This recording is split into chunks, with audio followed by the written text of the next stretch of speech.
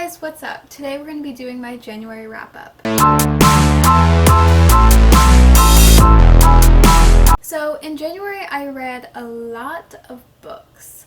I tried to get as much reading as I could within this month because for the first, I think, two and a half weeks I didn't have class. So it was really nice to be able to get a lot of my reading done this month in those first 2.5 weeks. I really haven't gotten a lot done since school started. I've been trying to. I'm currently in the middle of one. I did read 17 books this month. I usually do not read this much, so don't expect 17 books from me the rest of the months. I just read a lot of graphic novels, some poetry, and then obviously some novels. And I did have 2 DNFs already this year, so I am going to mention those. I'm going to do these not by when I read them, the order I read them in, but by the rating that I gave them. I saw this on BookTube. I can't remember her name for the life of me, but she's a British booktuber, and she does hers by the ratings, and I thought that was a good idea.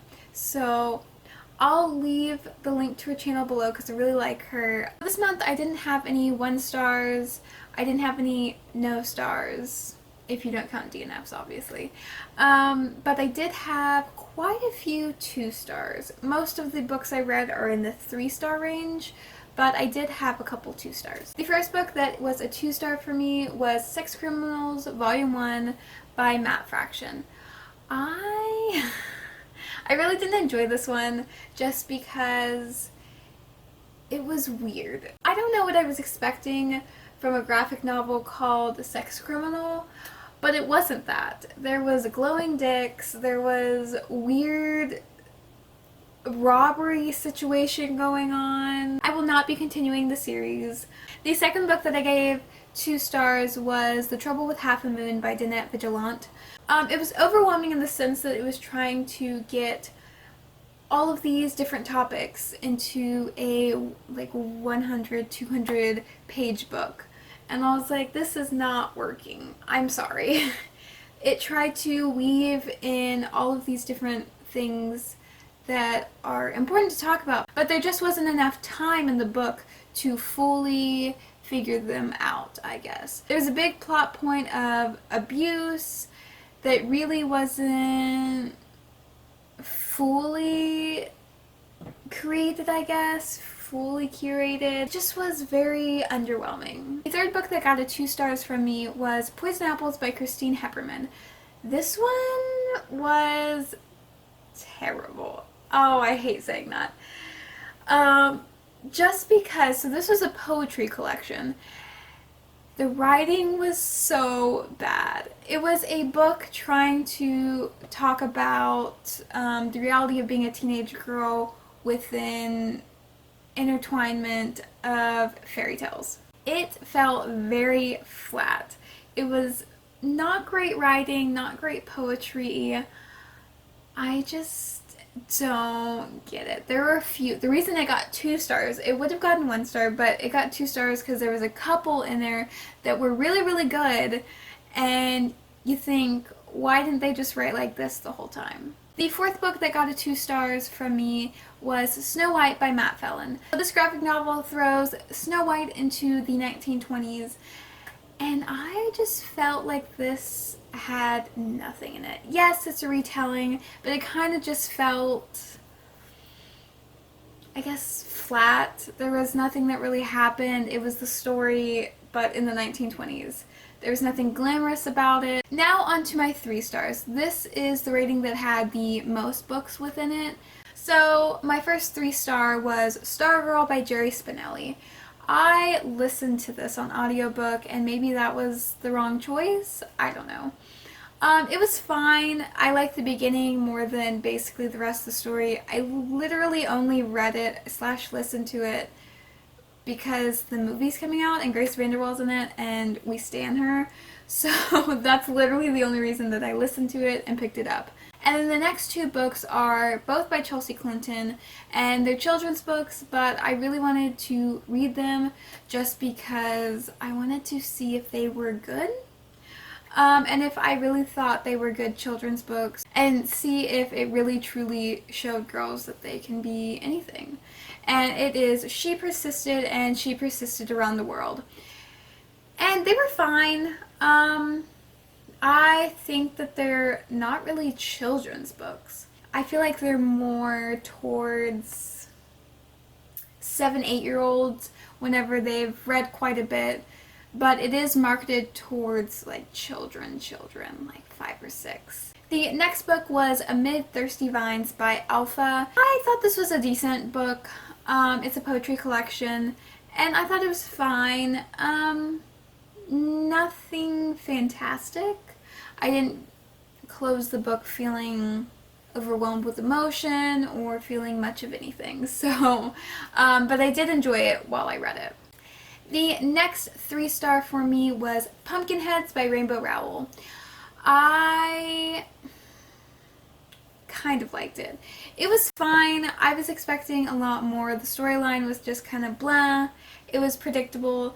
I did like the girl in it. I don't remember their names, but I really didn't get anything out of it. The next book is Party Games by R.L. Stine. I really loved this book. At the beginning, I loved where it was going. I thought it was going to be a and then they were none story, but then it got very weird. I don't understand what happened. There was a kidnapping then that wasn't. Listen. I don't know what happened in the book after there was a big reveal, and I was like, oh yeah. It could have ended right at that big reveal, but it decided to continue on into territory that did not belong in that book. Like, it was an extra storyline that was not intentional. He was just like, hey, I'm gonna put this in here as well. It will make a great extra storyline. We don't need 2 big reveals, and the second reveal really wasn't anything great or grand. So the rest of the book just was kind of flat. So I was really upset because I really enjoyed this. I love R.L. Stine. This was the first book that I picked up of his in I don't know how many years. And then my final 3-star was Heartstopper Volume 1 by Alice Oseman. I really wanted to love this. I've heard so many good things, like all the booktubers that I watch, they love this book. And I was really wanting to love it too, but this one just felt kind of flat for me. It was alright. I didn't have any complaints about it really. The ending was the only time something actually happened. But I really wasn't shipping Charlie and Nick. So on to my 4 stars. So these are the books that were almost perfect, but not quite perfect enough for that 5-star. Not something so impressionable that I was like, this deserves everything.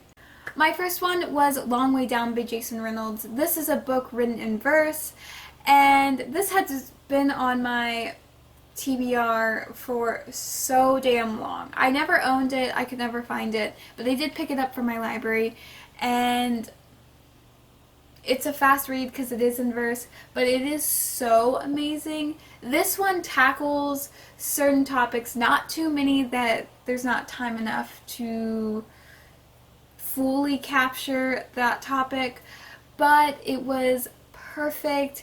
It kept me guessing. I didn't know what was going to happen really, and kind of broke my heart actually. The second one is Harry Potter and the Sorcerer's Stone by J.K. Rowling, and this one was a reread. I'm trying to read all of the series this year because I've only read like the first 3. I loved it. My next 4-star was The Prince and the Dressmaker by Jen Wang. This one was very unexpected. Again, a bunch of booktubers were recommending this graphic novel, and so I saw it at my local library and decided to pick it up, and I am so glad I did. I was not expecting to love this as much as I did. I'm not a huge graphic novel fan. It takes a graphic novel to be above and beyond and have good graphics in it, obviously. or at least the ones that I prefer. And this one had the correct graphics, the wonderful story. I absolutely fell in love with this story. The next 4-star is also a graphic novel, and it is Ghost by Raina Telgemeier. This one is about sisters, well, technically a family, but 2 sisters who they've moved because one of the sisters has cystic fibrosis, and it's just about dealing with death and sisterhood and being able to let go of your loved ones. And the final 4-star for this month was Heartstopper Volume 2 by Alice Oseman. I loved this volume. This one I really felt something with. Charlie and Nick, we ship them now. I really think that they've grown to have that connection now. It's not just so one of them is in love with the other. Like, it's a full relationship, even though it's not a relationship right now. But it's a full togetherness, I guess. I loved it. I was smiling halfway through it, and it was just beautiful.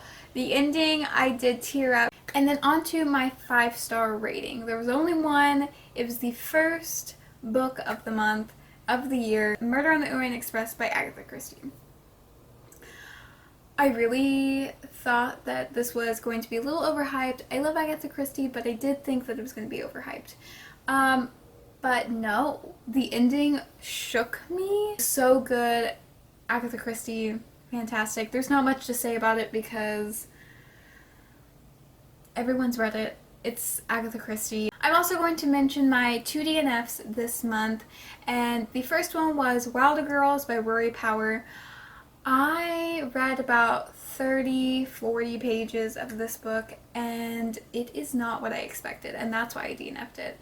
I was expecting Lord of the Flies because that's how it was marketed, but it was not.